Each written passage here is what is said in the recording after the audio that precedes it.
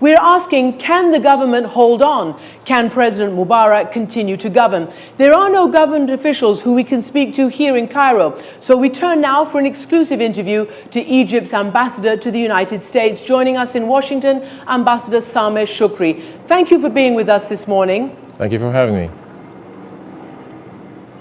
Let me ask you, I've been on the streets now for the 6th straight day. The people are out there. The military has been deployed.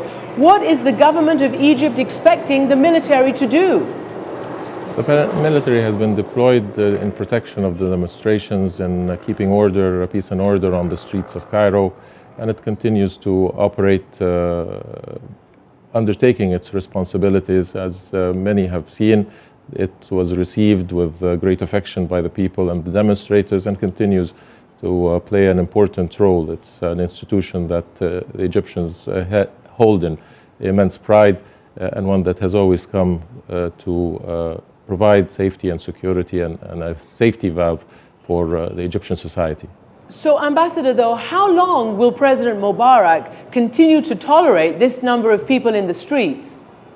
From the outset, freedom of expression had been guaranteed.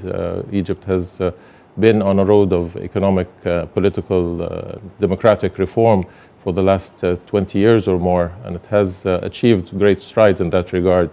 Freedom of expression, freedom of the press had been evolving and advancing with very important strides.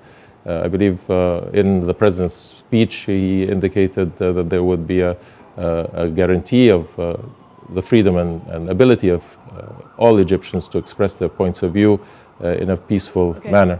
So, Ambassador, you say that there have been important reforms for many years now, but, you know, on the streets, people aren't hearing that and they don't feel it, and they're telling us right now that no matter what President Mubarak does, they want him out. Are you afraid for the future?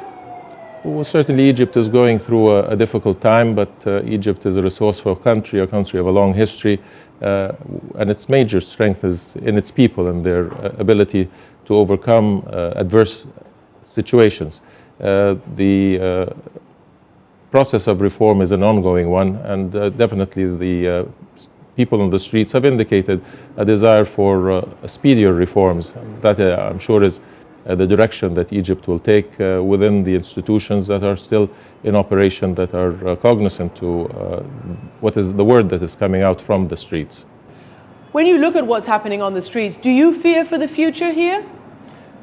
I think it's a demonstration of people involving themselves more actively in their future and their the composition of their government and how they want to see the future for themselves and their children and the values that will govern the Egyptian society. This is a right and a value that we all respect.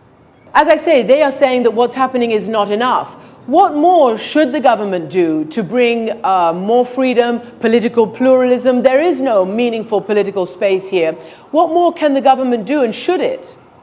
Well, the government is being formed. The President has indicated a willingness to continue the national dialogue, and of course a national consensus must be arrived at in terms of the direction of the reform process.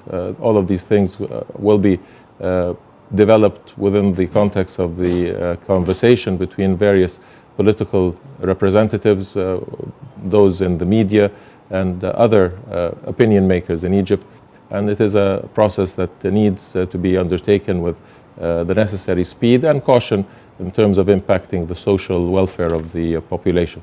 You know, so many Egyptian prominent people are leaving, business people are leaving, and as I say again, the mood on the street is uncompromising.